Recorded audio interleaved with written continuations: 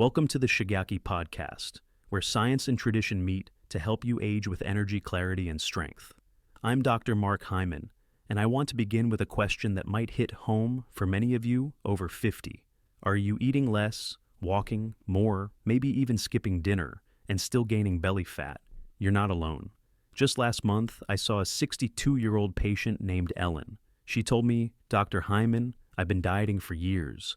Now that I'm older, I eat better than ever, but my belly keeps getting bigger."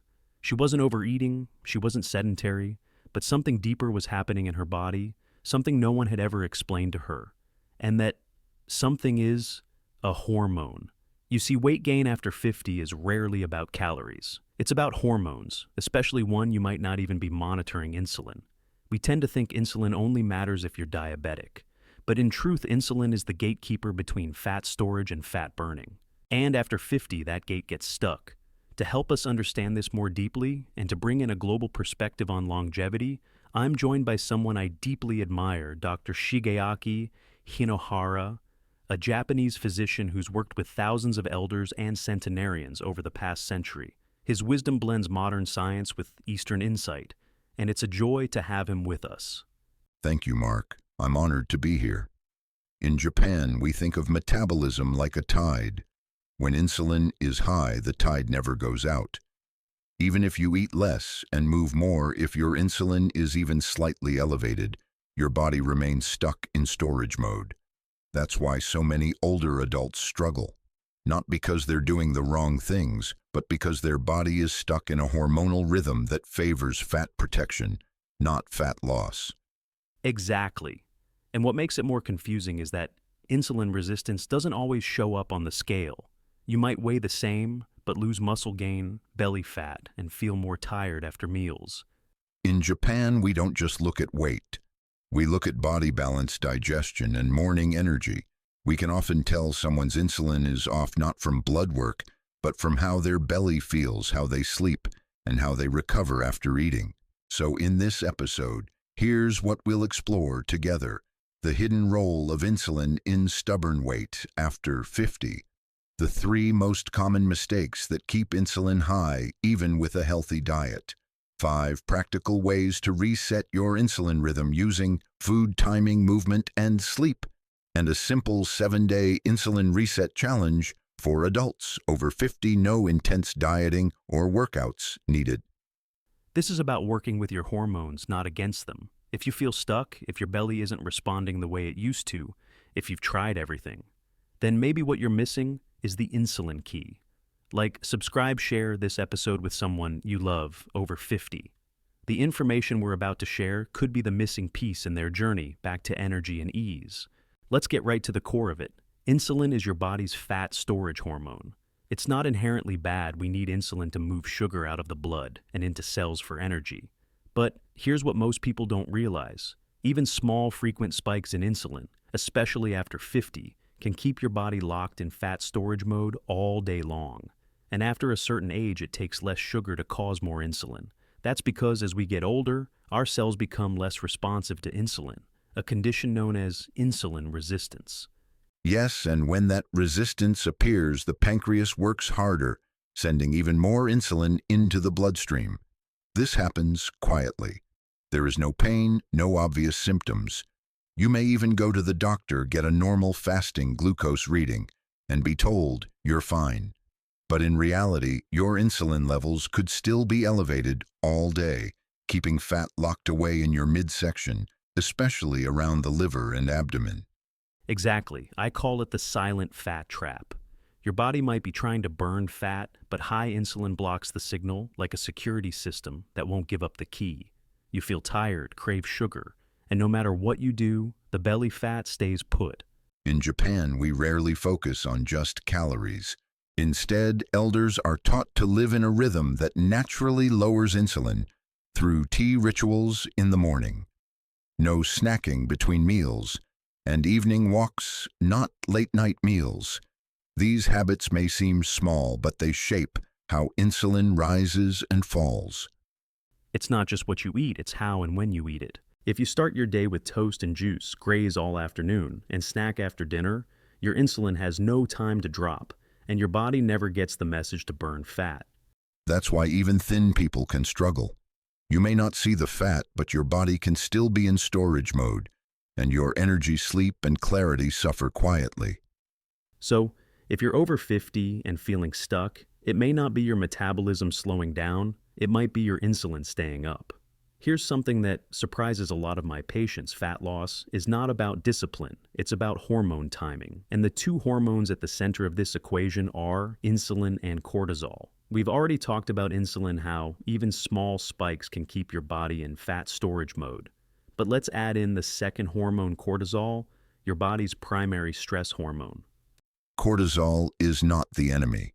In fact, it helps us wake up in the morning, manage inflammation, and respond to danger. But when cortisol rises at the wrong time, from late meals, poor sleep, emotional stress, or too much caffeine, it begins to work against the body, not for it. Yes, think of insulin and cortisol as partners in weight gain. When insulin is high, your body stores energy. When cortisol is high, your body holds on to fat, especially in the abdominal area. And when both are high together, you're stuck in a fat-burning blackout. And the worst part? You don't feel it immediately. You just notice you're more bloated, slower to recover after meals, and your belly seems puffed even if your weight hasn't changed. In traditional Japanese medicine, we say, the belly is the mirror of stress. What's fascinating is that many Japanese elders never count calories, but they still manage to stay lean. Why? Because they manage their daily energy rhythm. Wake up with light, eat breakfast by 8, dinner before sunset, gentle walking after meals, and sleep by 10. Exactly. Those habits keep cortisol low when it should be low and insulin stable. But in modern life, we do the opposite. We skip meals, snack at night, eat dinner, late, stay on screens, and try to willpower our way to weight loss. But the body does not respond to pressure. It responds to rhythm. So, if you want to burn fat after 50, you need to stop fighting with your hormones and start flowing with them. Which brings us to the next part, 3 common mistakes I see every day that push insulin and cortisol out of balance, even in people who think they're doing everything right. Most people who struggle with weight after 50 aren't overeating. They're not lazy. They're just following habits that unknowingly keep insulin high all day and all night. And the real danger: these habits are often recommended in healthy eating plans. Yes, Mark, they seem innocent, but they quietly disrupt the hormonal rhythm that supports fat loss. Let's go through the top 3 insulin-sabotaging mistakes we see and what to do instead. Mistake 3. Eating carbs. First at meals. This is one of the most common mistakes I see in patients trying to eat healthy, and yet it's one of the easiest to fix. Let's say you sit down to a meal and take a bite of bread, rice, or fruit first. What happens? Your body responds with a quick insulin spike to manage the incoming glucose. This sends the message: store fat, not burn it. And that spike is even more intense after 50, when insulin sensitivity naturally drops. In Japan, we don't begin with rice. We start with protein, a few bites of grilled fish, or tofu followed by miso soup. Then vegetables and rice comes last. This isn't just tradition, it's physiology. There's solid science behind this. A study published in Diabetes Care showed that eating protein and vegetables before carbohydrates reduced post-meal blood sugar by 30 to 40% in people with insulin resistance. That's a big deal, because lower glucose equal lower insulin equal more access to stored fat. Try this simple order at meals: protein, veggies, carbs. Not the other way around. Your body will thank you, and over time, so will your waistline. Mistake 2. Late night eating. This next one may sound familiar: snacking at night or eating dinner too late. The problem isn't just about digestion. It's about hormonal interference, especially insulin and melatonin. When you eat late after 8 or 9 p.m., your body releases insulin to manage the food just like it does during the day. But here's the problem. Insulin at night blocks melatonin and growth hormone, 2 key hormones that support deep sleep and fat burning. In Japan, elders often eat dinner by 6 p.m., then take a gentle walk. This gives the body time to process the meal, lower insulin, and shift into rest mode. We don't think of sleep as passive. We say the body repairs itself between 10 p.m. and 2 a.m., but only if it's not digesting. Exactly.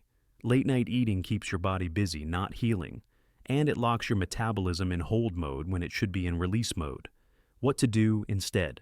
Finish dinner by 6:30 or 7:00 p.m.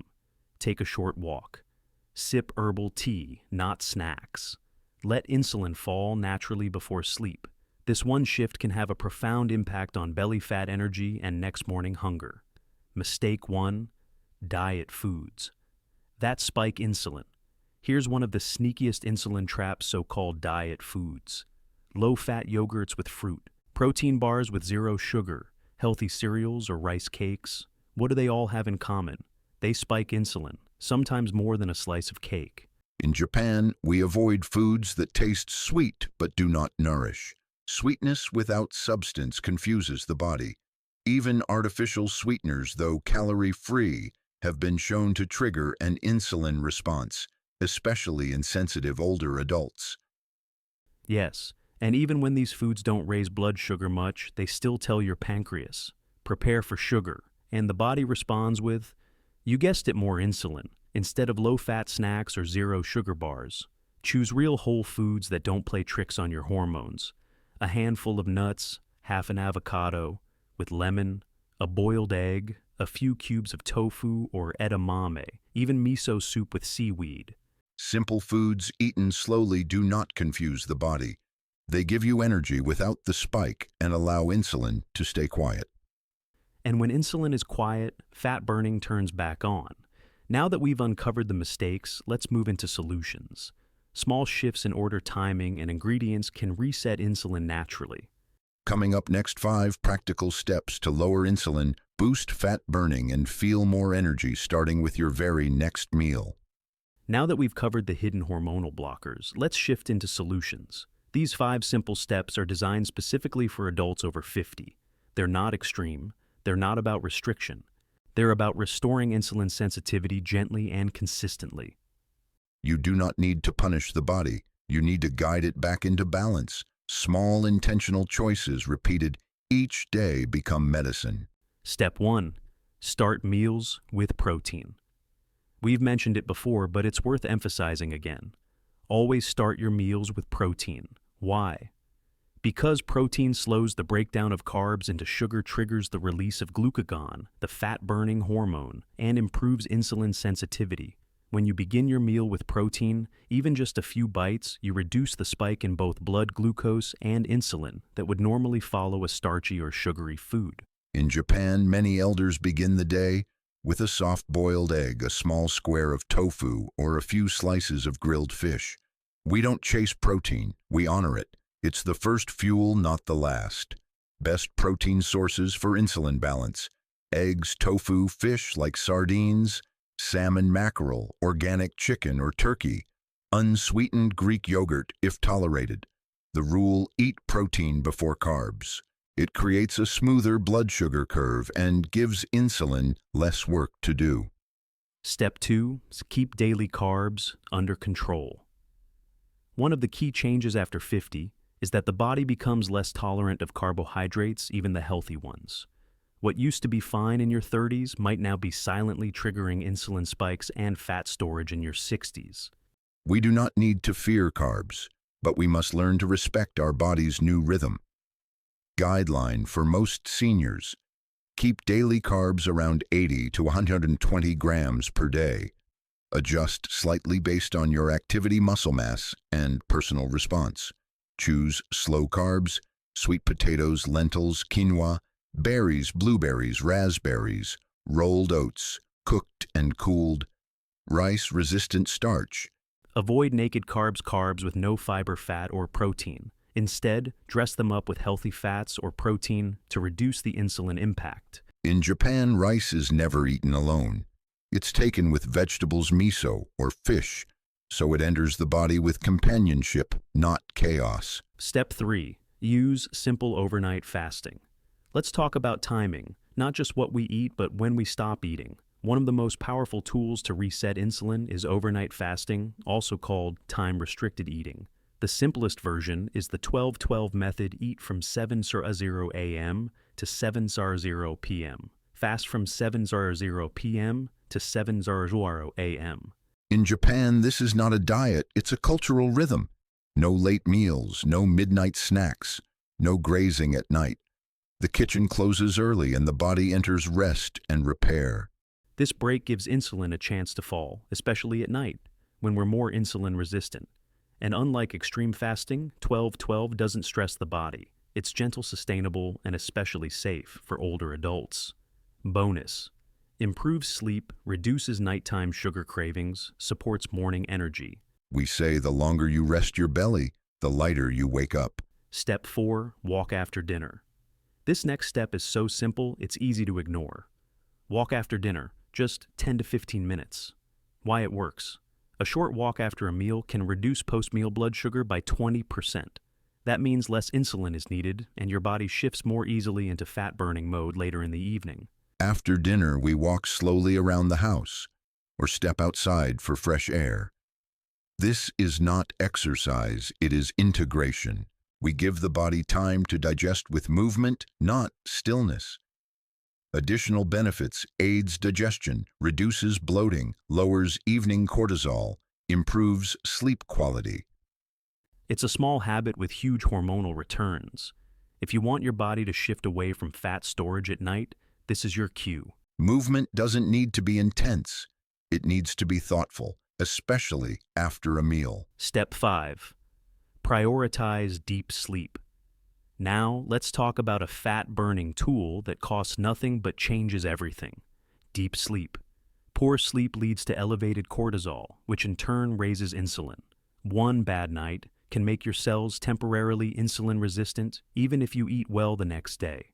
The result: stronger sugar cravings, more belly fat retention, slower metabolism.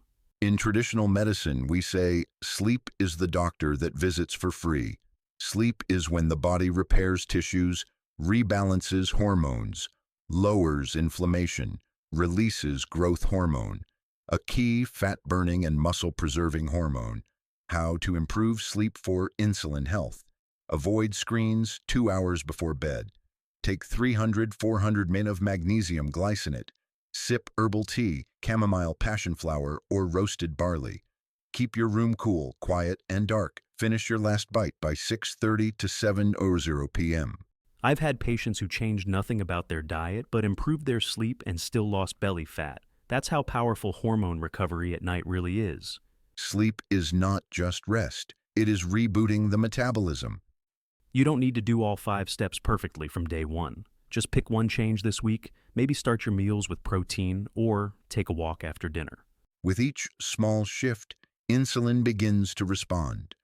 And when insulin calms, the body remembers how to let go of fat safely, naturally, gently. So, what if you gave your body just 7 days to reset? No extreme rules, no fancy supplements, just small targeted habits that support your hormones, especially insulin. I call this the Insulin Reset Challenge. It's not about losing 10 pounds overnight. It's about shifting your signals so your body knows it's safe to release stored fat. Yes, Mark. We don't force weight loss. We invite it by creating an environment where insulin can quiet down and balance can return. What to do? Each day for 7 days. 1. Start all meals with protein. Even 1 to 2 bites of egg tofu or fish can lower the post-meal insulin curve. 2. Finish dinner before 7:00 p.m. Give your body a full evening to drop insulin and prepare for deep sleep. 3. Walk for 10 to 15 minutes after dinner. Supports digestion, lowers blood sugar, improves sleep quality. 4. Sleep by 10:00 p.m. Deep sleep naturally lowers cortisol and resets hormonal rhythms. 5. Optional. Try a 12 to 14 hour overnight fast. For example, finish dinner by 6:30 p.m. and eat breakfast at 8:30 a.m. Gentle, sustainable, and very effective for lowering insulin resistance. What to track? Simple journal. Each evening, jot down just 4 things. Hunger levels. Were you craving snacks or feeling more stable? Energy patterns. Did you feel more clear, alert, or calm today? Belly bloating. Did your waist feel tighter or looser after meals? Sleep quality. Did you fall asleep easier? Stay asleep longer. This isn't about perfection, it's about observation. And in just 1 week, most people notice less puffiness, more energy, better sleep, and more stable appetite, all signs that insulin is shifting. In Japan, we say, eat like the sun, rise early, fade gently, rest completely. This rhythm lowers the body's stress and allows natural healing to begin. So, are you ready to try it? It's just 7 days, 1 week, one decision a day, and you might just feel like your body is finally working with you, not against you. If you've been trying to lose weight after 50 and nothing seems to work, I want to say this clearly. It's not your fault. Most weight loss failures in this age group have nothing to do with laziness and everything to do with insulin ignorance. You can be eating less, moving, more counting points, skipping dessert, and still feel like your belly is growing. Why? Because if your insulin is high, even just slightly, your body stays in fat storage mode. Yes, Mark. In Japan, we do not blame the person. We look at the rhythm, and the rhythm often tells us something is out of balance. Health after 50 is not about subtraction. It's not about cutting calories, skipping joy, or battling cravings. It's about alignment. When insulin flows correctly, when meals follow the sun, when sleep is deep, then the body begins to let go of what it no longer needs. So here's what we want to invite you to do.